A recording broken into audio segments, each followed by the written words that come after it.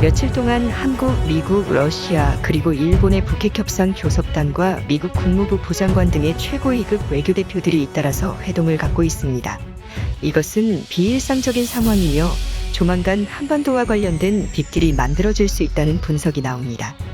지난 며칠 동안 주요 외교대사들의 움직임이 심상치 않습니다. 바로 북한과 관련된 빅딜을 성사시키기 위한 물밑 작업이 진행되고 있다는 분석이 나옵니다.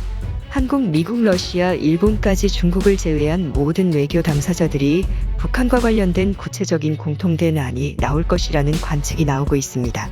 한국, 미국 정부 측에서는 종전선언에 대한 논의가 진행 중이지만 더욱 구체적인 것은 사실상의 통일 상태, 즉 북한 전역의 개성공단화가 진행될 가능성이 높다는 관측이 나옵니다.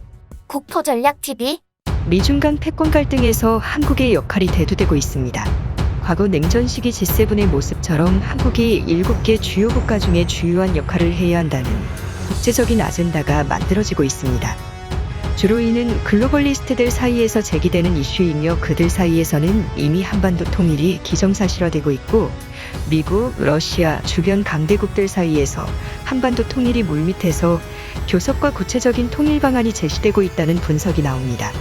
중국이 급속하게 성장하고 있습니다. 지난 팬데믹 상황에는 오히려 대미 수출이 50%가 증가하고 중국의 GDP는 18%가 성장했습니다.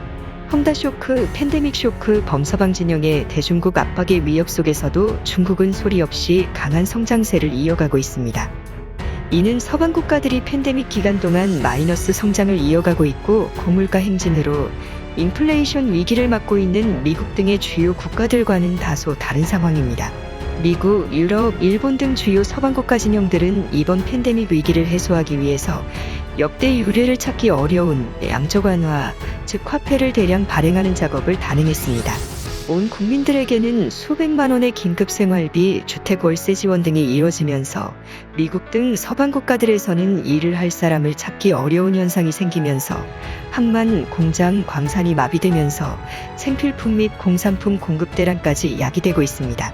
억대 연봉을 준다고 해도 생활비가 정부에서 지급이 되는 상황에서 일을 할 의지가 사라져버린 사람들이 크게 늘어나고 있다고 합니다. 슈퍼마켓의 매대에는 상품 공급이 힘들어지고 있는 상황이며 부동산값, 건축재료 가격, 심지어는 미국 중고 사이트에서는 햄버거집에서 파는 케첩 봉지 20개들이가 하나당 5,000원 거리인 무려 11만 원에 거래가 되는 등 상상을 초월하는 물가 고공행진이 일어나는 상황입니다. 미국 최대 물류터미널인 LA 랑비치 터미널에는 중국으로부터 수입되는 공산품들이 쓰나미같이 들어오고 있지만 이것을 처리할 수 있는 인력이 부족한 상황입니다.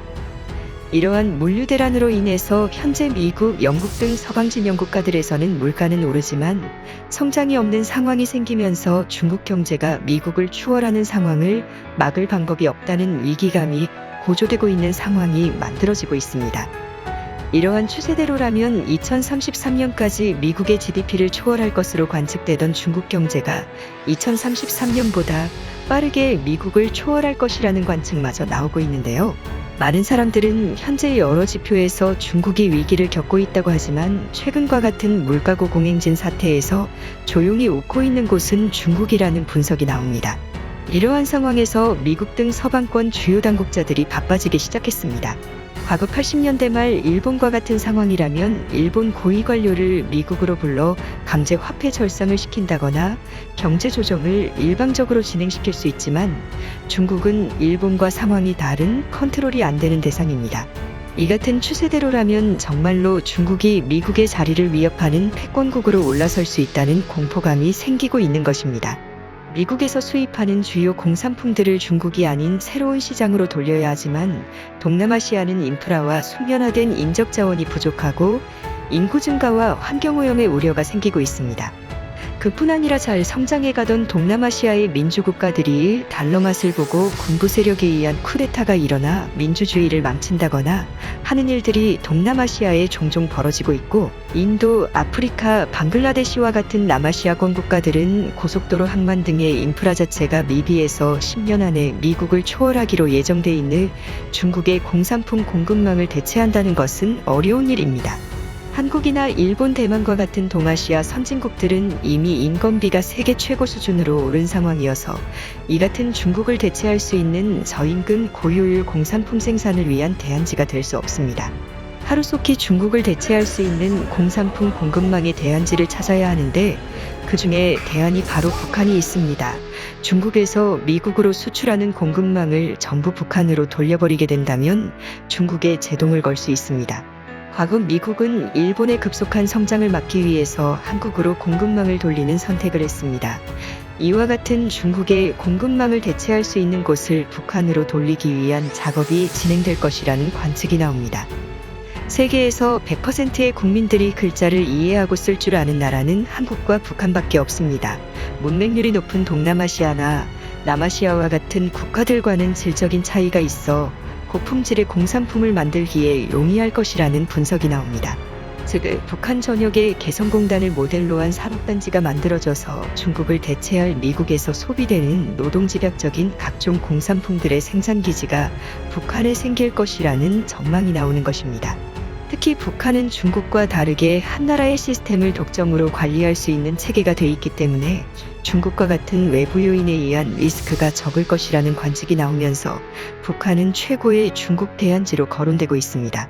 개성공단의 모델은 한국의 자본과 기술력이 투입되고 북한의 노동력이 투입되어 생산되는 모델입니다. 개성공단에서 생산되던 공산품들은 품질이 좋기로 유명했으나 미국의 북한 수출 제재 조치로 인해서 개성공단에서 생산된 제품은 수출이 어려운 상황이 됐었던 적이 있습니다. 그러나 이러한 조치가 풀리게 되고 북한 내에 개성공단을 모델로 한 여러 산업단지가 만들어지게 될 경우에는 빠른 속도로 중국을 대체할 것이라는 관측이 나옵니다. 현재 미국은 시간이 별로 많지 않은 상황입니다. 오는 2033년까지 중국의 GDP가 미국을 추월할 것으로 관측되는 가운데 2년 안에 승부를 보아야 하는 상황입니다. 상황이 이런 만큼 미국 당국자들이 서두르는 모양새입니다. 여기에는 러시아도 큰 관심을 보이고 있고 주요 당사자로서 회동을 갖고 있습니다. 러시아 북핵 수석 대표 이고르 모르굴로프 외무차관 등과도 한미 간 교섭 대표들과 연달아 회동을 갖고 있습니다. 현재 세계 최대의 물류 대란을 겪고 있는 항로는 바로 동북아와 미국 LA 럼비치 출미널을 연결하는 항로입니다. 이 루트를 대체할 수 있는 철도길이 만들어지게 된다면 러시아는 그야말로 동부 황금개척 시대를 맞이하게 됩니다. 몰락해가는 서부권역 대신 새롭게 성장하는 동아시아에 편승할 수 있는 기회를 갖게 되는 것입니다. 러시아는 북한이 개방되기만 한다면 한국, 북한, 극동러시아, 미국 알래스카, 캐나다를 통해서 막힘없는 물류 루트를 만들어낼 수 있습니다. 세계적인 병목 현상을 뚫어내는데 자국의 물류 루트를 활용하여 경제 발전에 이바지할 수 있다는 계산이 나옵니다. 특히 앞으로 생산될 북한의 공산품들을 막힘없이 수출하기 위해서는 기존의 중국과는 다른 새로운 물류 루트가 필요할 것이라는 관측이 나오는 가운데 러시아 역시 한반도의 새로운 변화를 갈망하고 있다는 관측이 나옵니다. 최근 북한 백두혈통의 많은 수의 자녀들 중 일부가 한국으로 넘어와 살고 있다고 합니다. 최근 북한 내에서는 한국산 미디어 콘텐츠의 영향이 매우 커서 젊은 사람들의 말투나 행동 사고방식에 큰 영향을 주고 있습니다. 그 중에서도 북한 최상류계층인 소위 백두혈통 집안에도 영향을 미쳐서 여유만 된다면 유럽이나 서구 사회로 유학을 보내는 게 아니라 남한으로 탈북을 시켜서 한국에 살아보게 하는 것이 꿈과 같은 일종의 로망처럼 되어가고 있다고 합니다. 실제 현재 북한 수출액에 맞먹는 금액이 탈북자들이 가족에게 송금하는 돈에 의해 북한 경제가 돌아가고 있습니다. 이것은 북한 당국이 한 해 동안 중국에 수출하는 금액과 맞먹으며 북한 내에서는 백두혈통이 아닌 한라혈통이 가족이나 친지 중에 있는 것이 출세의 지름길이라는 말까지 나왔다고 합니다. 한라혈통은 남한에 탈북자 가족이 있는 집안을 의미하며 남한에서 보내오는 송금줄로 인해 북한에서는 매우 상류층의 삶을 살 수 있고 막강한 자본력으로 북한 내에서 상류층으로 올라가는데 큰 영향을 주고 있다고 합니다. 현재 북한 내 인권 상황은 세계 최악에 이르고 있는 상황이지만 개성공단과 같이 서구 사회에 열려있는 접촉망이 많아지면 많아질수록 이러한 인권 상황은 점차 개선될 수 있을 것이라는 관측이 나옵니다. 중국의 물류망을 북한으로 돌리는 방법은 미국의 대중국 견제 전략의 핵심 정책이 될 수 있다는 관측이 나옵니다. 노동집약적인 산업을 동남아시아나 남아시아를 대체하는 전략을 취해서 지금보다 더욱 빨리 미국의 소비시장에 도달 가능한 공산품 공급망을 만들어내게 된다면 향후 새로운 세계 경제의 활력을 만들어낼 수 있을 것이라는 관측이 나옵니다. 개성공단 노동자의 임금은 월 15만 원 수준으로 중국의 10분의 1 가격이고 동남아시아보다 싼 금액입니다. 개성뿐 아니라 북한 전 지역의 개성공단과 같은 산업단지 모델이 만들어지게 될 경우 이러한 인건비는 더욱 낮출 수 있을 것으로 관측됩니다.